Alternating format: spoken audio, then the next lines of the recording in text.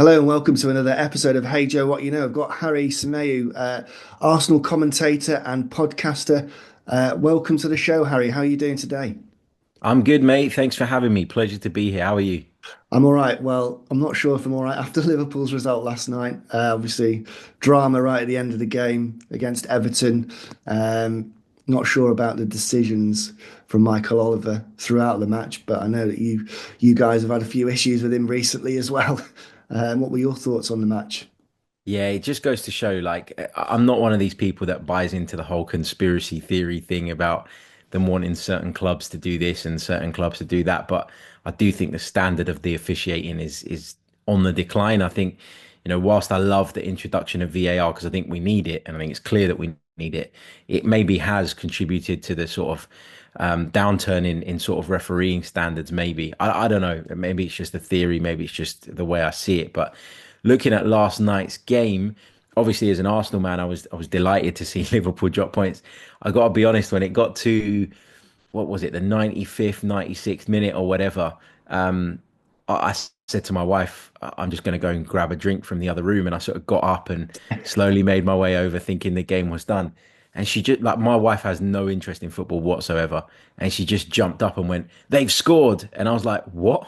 I came running back into the room to see them sort of celebrating the equaliser. So, from an Arsenal point of view, good result. Yeah. Obviously, it just leaves there, it leaves a bit of a gap for Arsenal to try and maybe exploit. But if I'm a Liverpool fan, I think I'm most frustrated with probably the free kick for the first goal. Mm. I thought it was quite clear that that wasn't a free kick.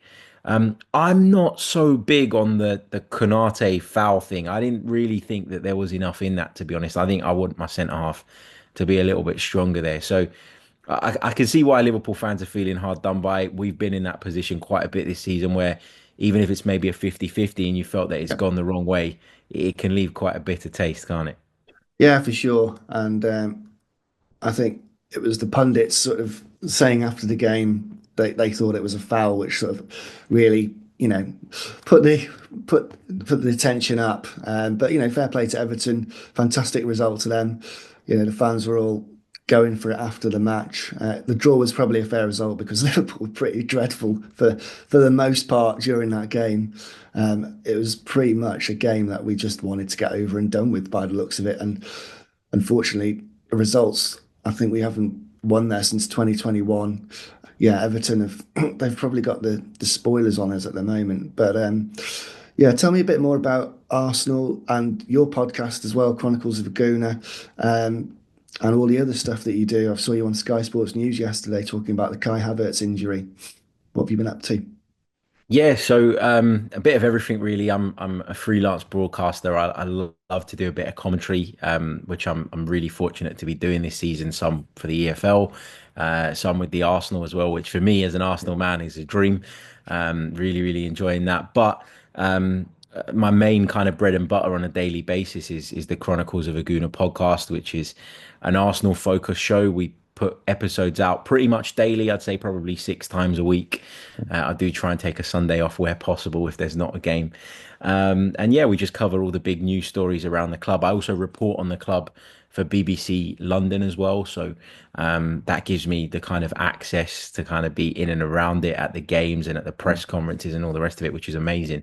So yeah, really grateful to be doing that and just enjoying the ride. When my friends say to me kind of what's the goal? My response is always, well, I just want to enjoy it until I have to get a real job. That's how I see it. That's good stuff. And I've seen you a few times at EFL before, and I know you commentate for Arsenal. What's it like commentating for the club as a supporter as well? It's amazing. You get to enjoy the highs. Nobody's going to tell you off if you go a bit bigger on an Arsenal goal than the opposition's goal. And that's kind of a good thing for me because it kind of reflects my feelings and I don't have to think too much about it. But it's great. It's amazing. Like, I think the biggest buzz is not even necessarily when you're because we don't do the TV side of the game live, right? The game then goes out on the Arsenal platforms afterwards as a Yeah. kind of replay. But I think the biggest buzz is probably when the highlights go out and you see them go out on social media and you can see millions and millions and millions of people, Arsenal fans all around the world that are sort of watching it. That's a massive buzz. And especially when you get to capture a great moment, like I've been really lucky to call some really big goals this season. I Mm, also, at the back end of last season, got a game which was an under 21s game. I think it was Arsenal against Blackburn. It was a Premier League 2 game. And it was the return of Jurien Timber, mm. and I sort of got the booking. And I was thinking, why are we covering this one? Like, why is this one live on the website? Like, it wouldn't normally be, which kind of gave everybody the inkling that maybe Timber was going to return. And then he scores this cracking goal in the game. And I was like, I don't care if nothing else happens in the game. We got the moment, which was the Timber goal. And it's an honor to get to call those things. And, you know that they're kind of going to be there for a while now. If you go back and watch season reviews and all of that stuff, it's there. So that's a real buzz to just kind of leave a mark, especially when it's your own club. Absolutely, mate. I've been working with Arsenal this week, actually, doing some editing, classic goals, and yeah, some of the players that you've had over the years, like going back into the 90s, Bergkamp against Leicester. Obviously, Leicester at the weekend, we'll come on to that a bit later. Uh, yeah, there was a Gilles Grimandi goal that I clipped yesterday that against Southampton came in from the corner. He sort of swiveled, volleyed into the top corner. It was amazing. That's a Yeah, throwback. yeah. But they're all there. I remember my granddad was an Arsenal fan. He used to live in the Isle of Man. I remember going and watching the old JVC on the shirts back in the day as well, classic kits. But yeah, it's a super thing that you're doing. And what are your sort of hopes for Arsenal for the rest of the season? I know Liverpool are still in the lead by 7 points now, but I've said to Liverpool guests that it's going to be tight, whatever happens. There's always going to be twists and turns. There's so many tough games coming up. Yeah, for sure. I mean, if you'd have asked me this question a week ago, I would have been sitting there saying, we're a little bit short in terms of forward players. I think that's the general consensus across all Arsenal supporters at the moment, and that there is a feeling of disappointment that we weren't able to add in the window, even if it was a temporary solution. I think we all knew that it was something that needed to happen, and we were in a critical position. And then you hear what's happened in that Dubai training camp. Kai Havertz has torn a hamstring. He's going to be out probably for the rest of the season. And that's kind of a massive hammer blow as far as I see it. Like my my confidence levels around Arsenal have significantly declined over the last couple of days hearing that news, because we just don't have another option. We've leaned on this player so much over Yeah, the last 18 months for all the stick and criticism that he gets from the wider world. And I never understand it. He's been really impactful for Arsenal. He's their top scorer by quite some distance. yeah, And he was on course for a sort of 22, 25 goal season, which when you consider that all the narrative around him for the last yeah, year has been he's never going to be a 25 goal yeah, striker, the fact that he was kind of on course to do that highlights how impactful he'd been and how important he is to the side. Now I'm looking at it very, very differently. Obviously, watching the Liverpool game last night, take a bit of encouragement yeah, from the result. And I saw that and I thought, oh, you know what? We might be back in this. But then you think about what options we have now, and it's looking really desperate. So I don't expect Arsenal to go on and win the Premier League now. That would be my prediction. I think it's going to be too tough. I think Liverpool will drop points, but whether Arsenal are good enough to capitalize on that is another story. I still think Arsenal have got a chance in Europe. And mm, I think, the Champions League is a cup competition. You get the rub of the green, you get the right draw. All of a sudden, you can find yourself in the really latter stages. So I don't want to write them off in that. But the hope now is that Saka can get back as quickly as possible. There's talk that he'll return next month. At yeah, what point exactly, we don't know. And then obviously Gabriel Martinelli. It seems that maybe his hamstring injury that he picked up at Newcastle isn't quite as bad as first feared. And if that's the case, that'll be really, really good news, because I think missing one of your front three is obviously a problem, but to be without the front three of first choice, yeah, which is what we'd be essentially without now, with no Martinelli, with no Saka, and with no Havertz, that's a real big problem. mm, There's no Jesus to cover. Raheem Sterling hasn't done it since he's arrived at yeah, Arsenal. I think it's fair to say. Leandro Trossard's had I would say, underwhelming season by the standards that he set previously. mm, And then you're looking at young Ethan Nwaneri, who, as talented as he is, he's 17 years old, and to put that kind of pressure on him, I just think is unfair at this stage in his sort of career and in his journey. So my confidence levels have dropped quite a bit. But obviously, while you're in the competitions, you got to give it your absolute all. And I think Yeah. Arsenal, if they can consolidate second place and go far in the Champions League, all things considered this season, I don't think that would be the disaster that people would make it out to be. Yeah, I think there's still a lot to play for. Why do you, I mean, just on those injuries, why do you think you've been plagued by so many injuries this season? Do you think it's a sort of culmination of load over over the last few years of going for the title? Do you think that's sort of contributed to more muscular injuries? I think it has. Look, I'm not a sports scientist, so I couldn't tell you the sort of ins and outs of it, or provide any real sort of scientific reasoning to my case or to my argument. But it's no coincidence to me that the players that have gone down are the players that for the last 2 years we've been looking at and going, he probably needs a break. Mm. And I think from the limited knowledge I have, Bukayo Saka picking up a hamstring problem it can happen, right? But for it Yeah. to be something that required surgery, Mm. I think that we were more likely to get into that position because he was burnt out, because he got to the stage where he was running on empty. It's like a car, right? You Mm. you sort of just about get to the petrol station with 2 or 3 miles of range left. You chuck in 50 quid that would Yeah. normally fill up the tank, and all of a sudden it don't get all the way up there because you know that you're so low in the first place. And it feels like that was where we were at with a lot of these players. We were giving them a bit of rest and rotating them in certain games. But, if they don't ultimately have the time to recover and build themselves back up, then you're never going to get back to peak condition. And the Dubai trip was supposed to be an opportunity to recharge, an opportunity to get people back to where they need to be. In Kai Havertz's case, especially, I felt that he needed it, but then it's sod's law that in training, in a drill, from what we're reading anyway, Mm. he's managed to pick up an injury that's going to rule him out for the rest of the season. I personally don't think that happens if his load is managed a little bit better over the Mm. course of the season.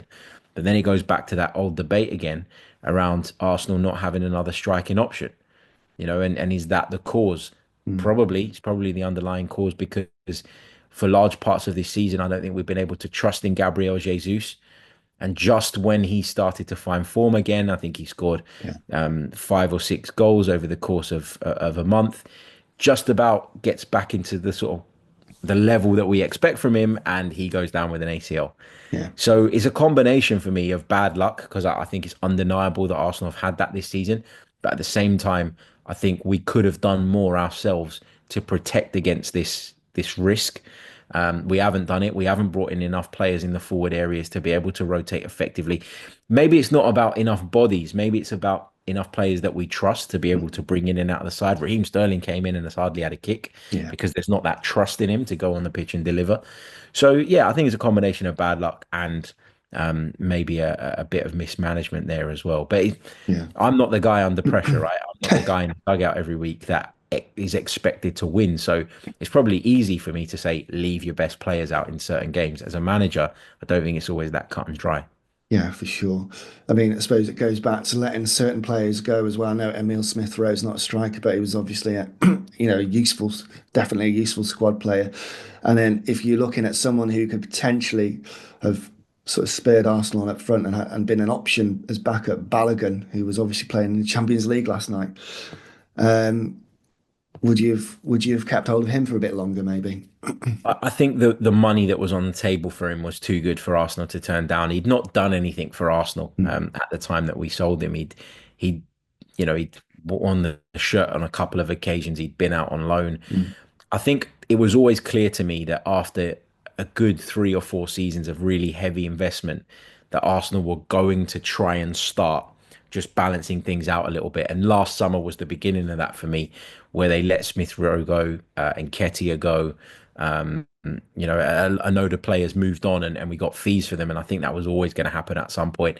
Do I think any of those players would have made a massive difference? No. To be honest with you, do I think any of them would have been starters? No.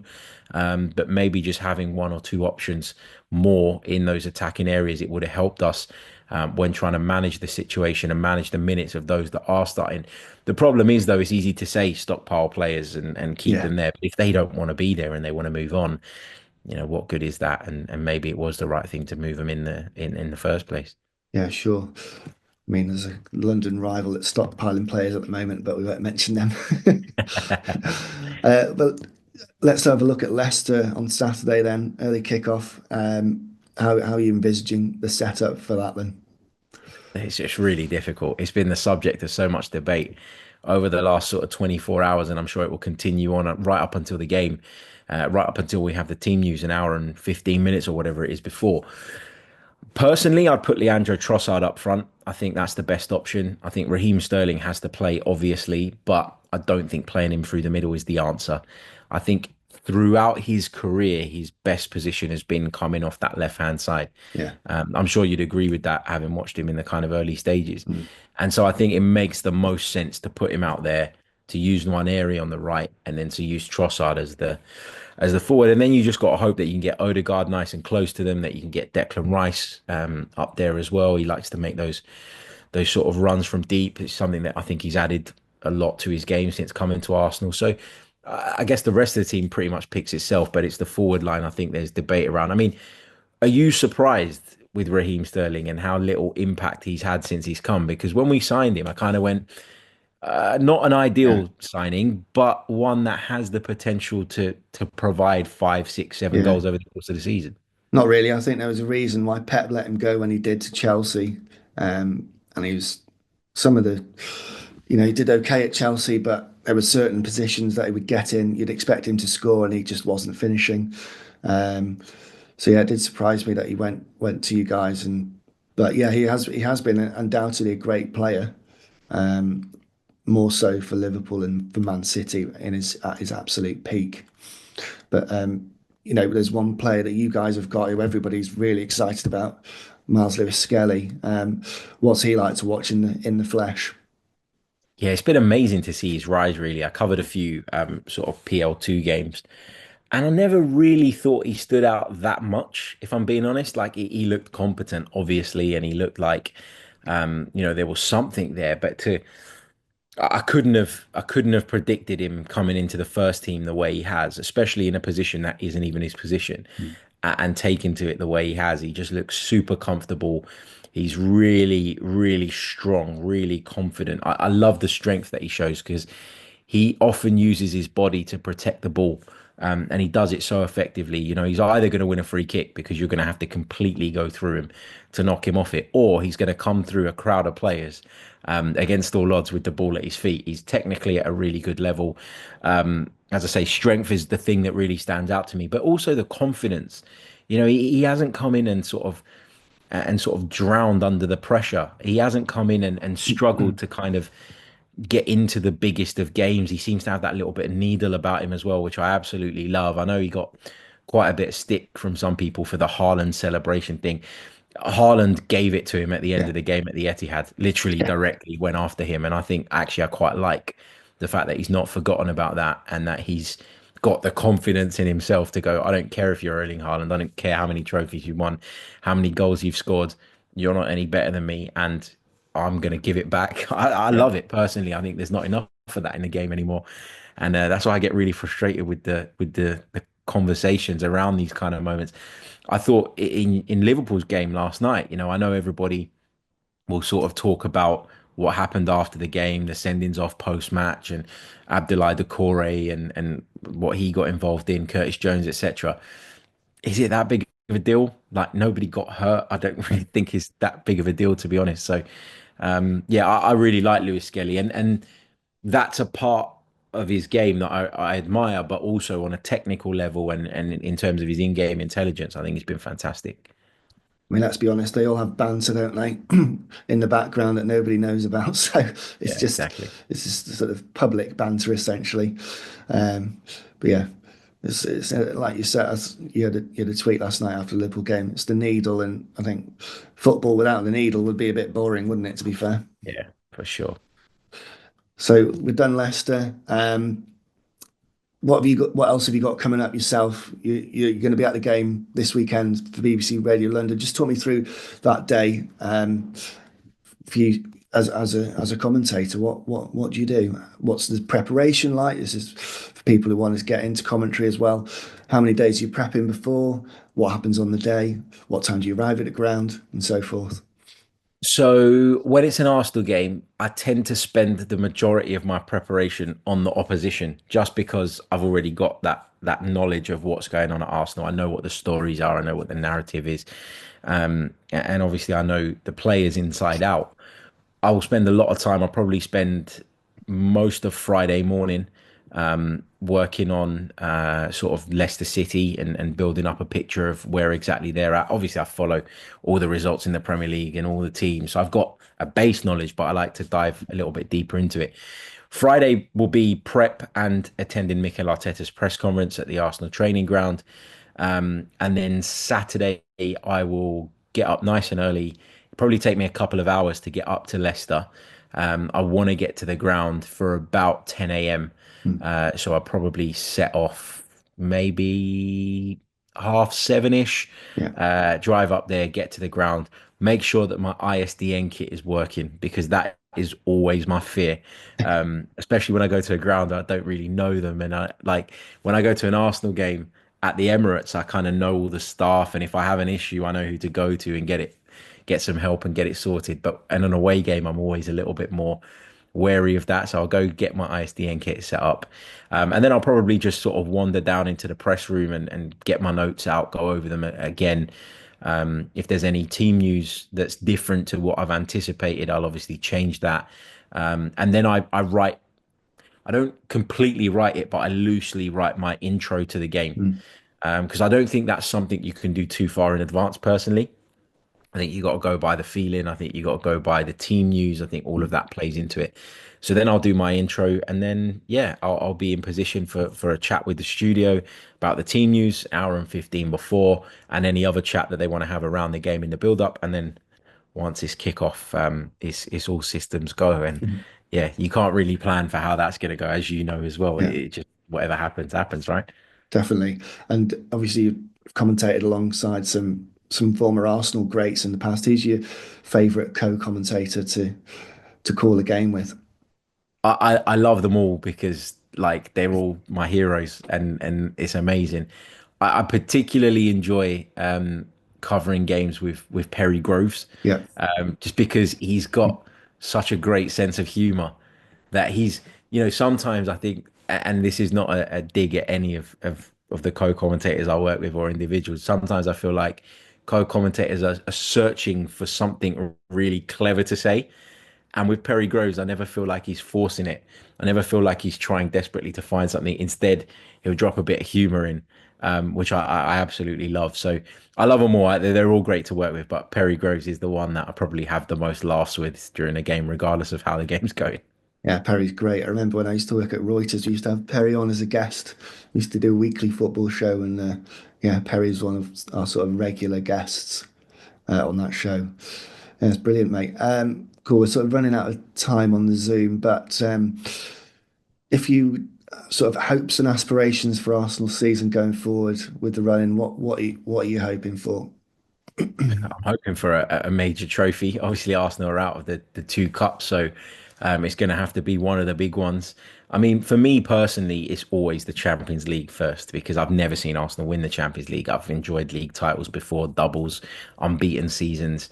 Obviously, I'd love to see us win the Premier League title again because it's been a hell of a long time. But the Champions League is the one that's always evaded us during my time supporting the football club. So my aspiration and my hope is that Arsenal can go on and win that. It's not going to be easy, not taking anything for granted for sure. And I think our chances have definitely reduced with the injuries that we've suffered and how we're going to cope with that. I just don't know. But if you've got to have hope, right? Otherwise, what's the Yeah. point in turning up? So Champions League for me is the one I'm desperate for. Absolutely. And I think you've got a young son like me who's football mad. To actually take him, my son, we're going to North Wales to see my parents. We've actually managed to get 2 tickets for the Wolves match at the weekend at Anfield. Nice. So that'll be his first. Instead, he's akin to Faversham Town, ninth tier non-league. But so it's going to be a bit different at Anfield Yeah, for this sure. weekend. But when you take him to the games, how much does he enjoy it? Oh, he absolutely loves it. He absolutely loves it at the minute because I'm working so many of them. I often give him my ticket and he goes along with my dad because my Mm. dad has a ticket there as well. So he gets to spend a bit of time with his granddad at the games as well, Oh, lovely. which is great. But he loves it. It's so interesting to see sort of how a kid sort of processes it all because we're lucky enough to work in football, right? So when we go to a ground, as much as it's still an incredible privilege and really enjoyable, you don't get that wow feeling anymore. At least when it's a home game and it's a ground Yeah. that you're at pretty much every week, you enjoy it and you love it. But it's watching someone who doesn't go every single week sort of take that in, and like his little mind is like blown Mm. by how many people there are, by the Yeah. noise. So it's great to see. I probably enjoy watching him watch it more than he enjoys watching the game. Yeah, I'm looking forward to it. He asked me yesterday, how many meters big is Anfield? It's like, well, there's going to be a lot of people there, Max. So, uh, yeah. And I asked everyone this, but who would you put in your sort of ultimate five-a-side team? Could be any player from any era. Oh, my favorite goalkeeper ever is probably Gianluigi Buffon, so I'd probably put him in there.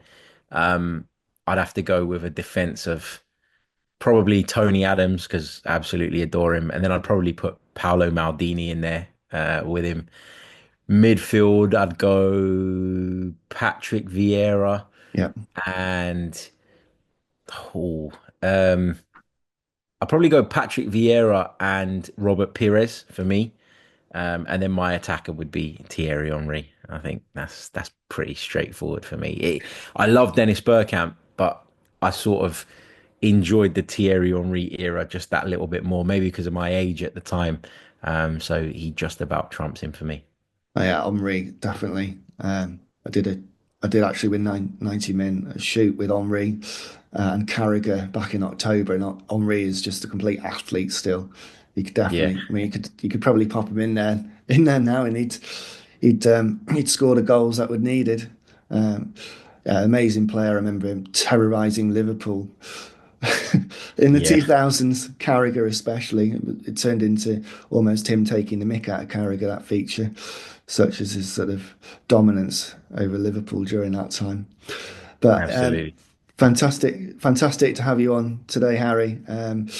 Good luck to Arsenal for the rest of the season, and yeah, like and subscribe to Hey Joe What You Know, and also check out Chronicles of a Gooner, Harry's podcast. We'll see you soon.